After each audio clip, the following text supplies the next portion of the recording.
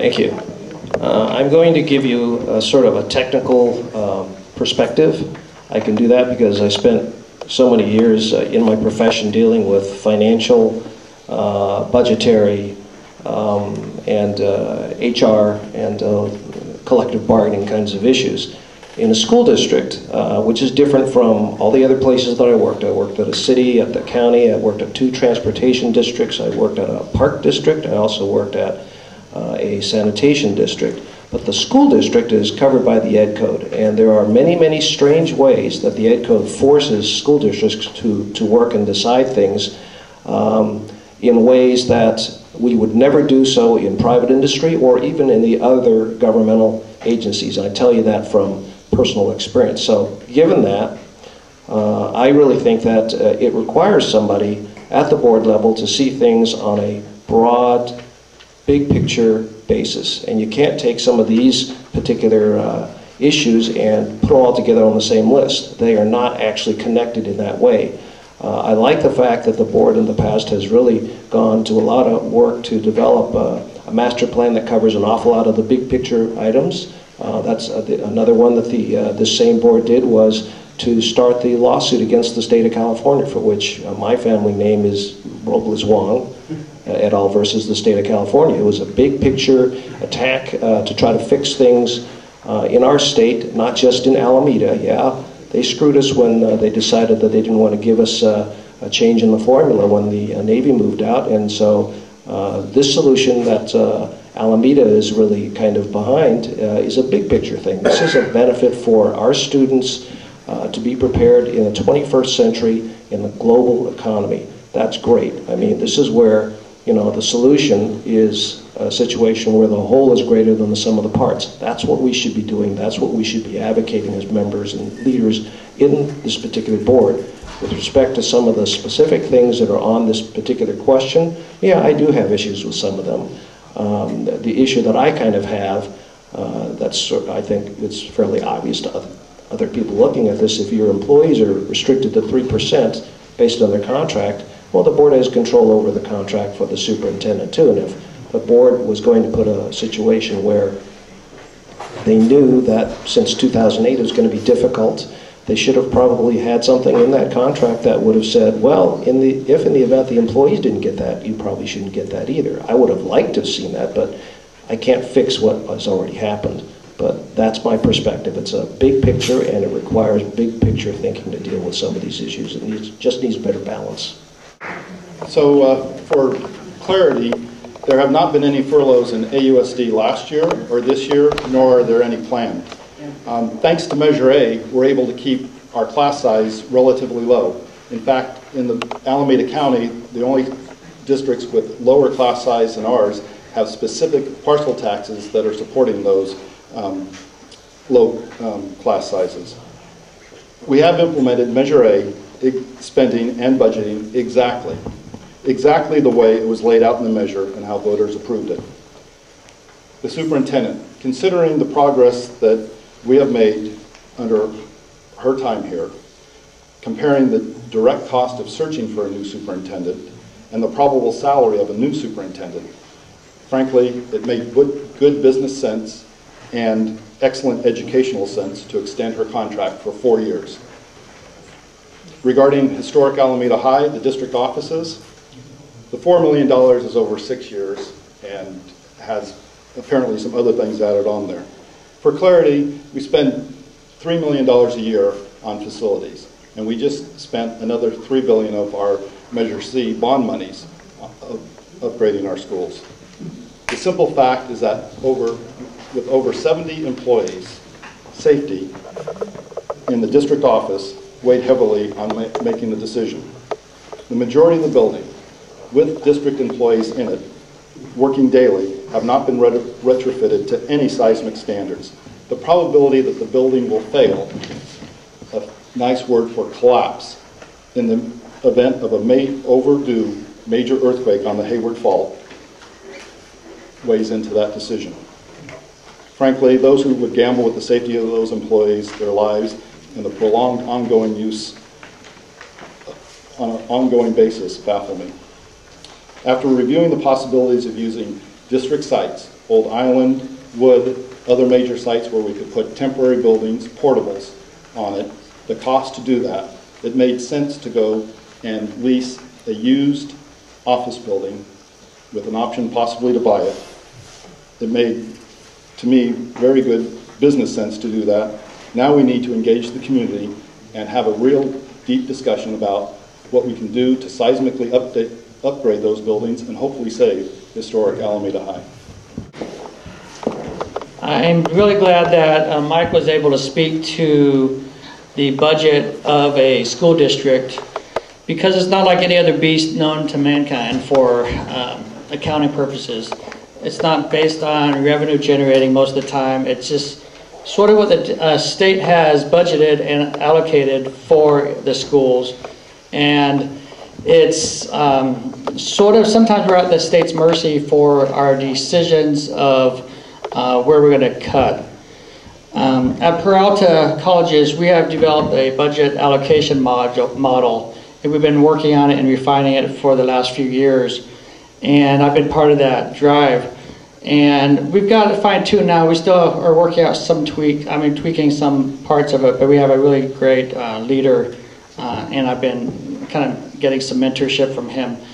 And so what it is what happens is it's rhetoric is presented at the board, and there's buy-in because of the persuasion and the rhetoric presented. And there's no actual gauge of predetermined priorities, a list of priorities, for example. We have priorities set up and laid out in the planning of Measure A and these bond monies, that's true. And so it's all dictated in the master plan, and we have to spend it, and it's all set up, and that's mostly true. But when it comes to, there's a lot of leeway, and we have seen that in the decisions made. There's leeway, and yet we're still legal. How is it that this happens? Because of the board decision making and the rhetoric sold to them, and the majority. We need to upset the majority currently in there. We need to upset the power. So the decisions are made because it's a you know, the majority vote. And I think you know, there's an unfair balance towards sort of like whatever the superintendent says. Okay, you know, yeah, we support you. It's not the hard questions, and there's not the priority plan predetermined that they should stick to. I mean, there's great planning, and these 5-year master plans are great, but it doesn't meet the road when it's not adhered to. And so all the planning in the world isn't going to cut it if the rhetoric is so strong that people can't say no. Trish Spencer has said no many times, and she's known for that. That's why we like her. She has a voice. She's got assertiveness. And Barbara and Trish and I, we will upset this balance to bring it back to the schools and the programs. Thank you. It was inappropriate for the superintendent to threaten to leave if she did not get a raise. It was inappropriate for the board to give it to her. It was inappropriate for her to accept it. I believe that the current impasse between teachers and the administration was exacerbated, if not caused, by this action. I know teachers who normally regard the union with skepticism, but are now committed firmly to the union because of their dissatisfaction with the school district in general. I feel a little bit like Obama about the move to the business park. The new board will be inheriting a problem that they did not create, but it's going to be theirs to deal with. I have several questions about the decision to move. The initial claim from the district was that it was ordered by the state architect under the Field Act. Not true, and the story shifted to employee safety. The building is not quake safe. It hasn't been quake safe since the district moved into it over 40 years ago. Why now? It's not a new condition, and the urgency with which it was sold to the board and community, permitting the expensive relocation away from the heart of the community to a business park, is over the top. There were many options, none of which were explored thoroughly, because a decision had already been made and 3 votes were on board for it. Many businesses operate out of more than a single space. City Hall itself uses more than one building. In this age of technology, communication is possible among multiple sites among different countries, easily, inexpensively, and instantly available. By defining the requirement to locate in a single facility, the choice of a business park location became de facto done. Spending $5 million unnecessarily in the face of the sorry state of many of our schools and the enormous needs that will be coming down the pike is foolhardy. Once again, transparency is the issue. Decision made with little public awareness and at an obviously inappropriate time. We need to have a community conversation about what to do about our facilities and not jump in with a quick fix and no plan for moving forward. Thank you. Okay. No one has said what the numbers were on the superintendent's raise. I voted no on this. She was already earning $204,000 with a 3% annual increase. Then it came to us in the summer, August 23rd, 2011, 2 summers ago, and it was presented by Member Mooney and Sherritt. And Member McMahon and myself voted no. The increase, she still had 6 months left on her contract. We did not have to do it then, but we were being pressured to do it then, supposedly because she wanted to get her full health at the level and plan of her choice immediately and could not wait until either in the fall or closer to the the 6-month period. So now she has full health at the level and plan of her choice. I tried very hard to get a cap on that at least, because it's a 4-year contract. We do not know what full health at the level and plan of her choice will cost us in 4 years. We all know health cost is the #1 expense for all, many of our employees. It keeps going up. We have employees, unfortunately, that are working just for the health insurance, and their net check keeps going down. This is public education. We have many volunteers in our community. We have many teachers and staff that work long hours, many more hours than they're paid for. For us to have a superintendent who is at all thinking about leaving when she's already, all of you to chip in the second decision, this move. Okay, but even if you decide it is not, we have rooms, he has property on the base done besides go and rent a lease. $552,000 a year, $3.3 million. This is a serious problem. I have asked this board, could we not please at least do a 1-year lease? A member, Sherritt, she also voted no on this. She was absolutely right. This is a serious problem. Our community has to help us solve this. We cannot afford $552,000 a year for 6 years. We only get approximately $400,000 a year for all of our facilities. Okay, and I actually brought the same consultant that I voted no on because it was like $300,000 or $400,000 to even do this study. Again, I was the only person that voted no. We don't have that kind of money that comes out of our general fund, which is how we pay our teachers, our staff, everything else. $92 million for repairs to all of our schools. What money is that going to come from? We don't have a plan. Well, Trish just took some of my thunder I was going to use, but I'll state it again. First of all, I'm going to let everyone know that I was the only one during the meeting when they actually voted for the raise that got up and spoke, of this group at least, and opposing as far as the raise for the superintendent. I did it on 3 separate occasions, 3 separate meetings. The actual meeting that it did take place had this wonderful local television coverage out front of City Hall. Remember it well. Walking up, the reporter said, gosh, I asked the reporter, well, you're out here, and yeah, we're covering the superintendent's raise. And I said, well, yeah, I'm here to speak against it. And he said, well, the school board says that it's justified because that's equal pay to what other local school districts are paying superintendents. And specifically cited the San Leandro superintendent. Well, I said, well, that's kind of interesting. Probably been there for longer than 3 years or 2.5 years at the time on the job. But so later on, about 4 months later, we got the state of the school district meeting. And our current president, and it was at the League of Women's Voters meeting, one of her comments was, boy, we're in pretty good shape. Just think, look at how bad San Leandro is. There's $6 million in a hole. And I'm going, wait a second. This is the same district you justified the raise for. That's the logic we're working with here, folks. It's scary. It's very scary. It doesn't take math, the big rocket scientists figure this out. Somebody's not watching what's going on. And that's a concern that I have with a lot of the people on the board. They're not asking key questions. They rubber stamp what the superintendent and staff present on. I won't be that person. When it comes as far as the offices, I too got up and spoke. No one else, as far as that's running for this office, did this. Don't want to toot my horn a whole bunch of times, but get involved, folks, not just run for the office. Okay? I stated as far as, hey, what about using Island High? Oh, couldn't use that, gosh.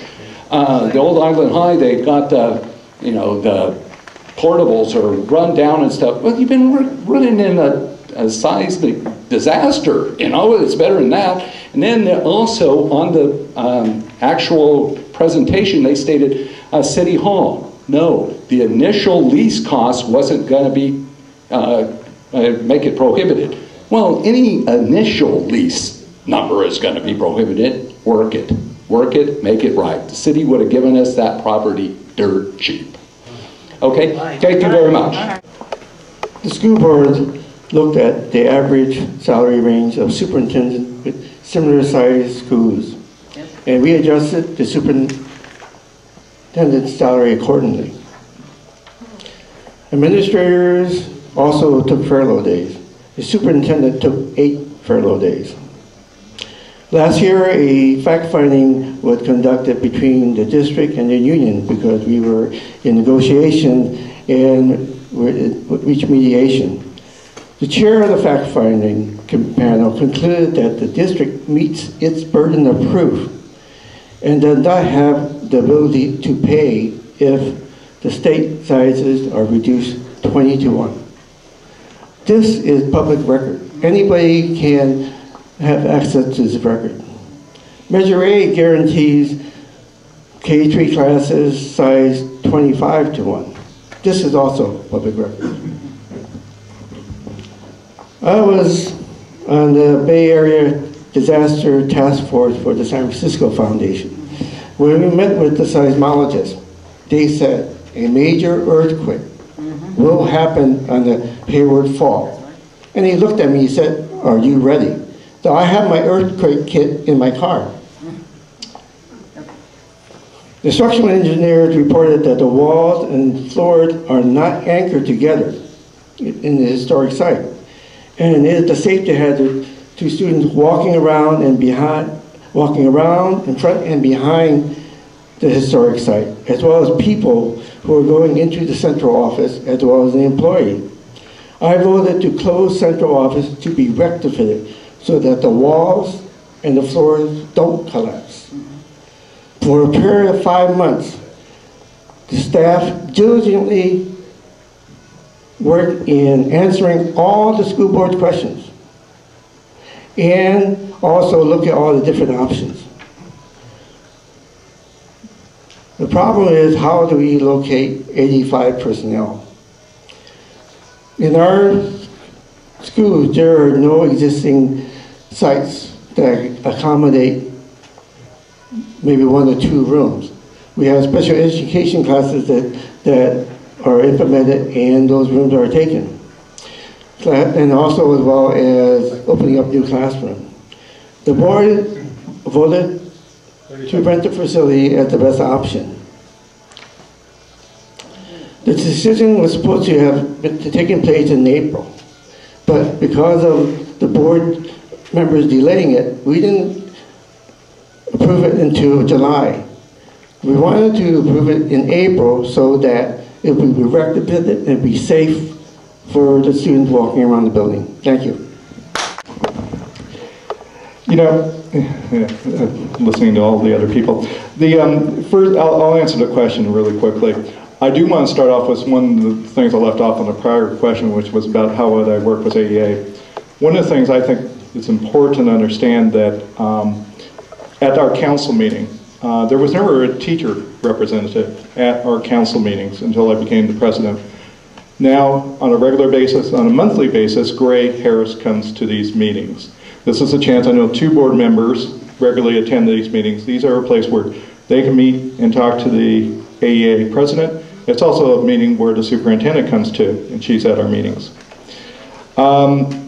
Real quickly on these questions about the school board decisions, I would not have given the superintendent, I would have voted against giving our superintendent a bonus too. Not because I don't think this is probably where I didn't get the endorsement from AEA, because I really do respect our superintendent. I do believe she's doing a good job.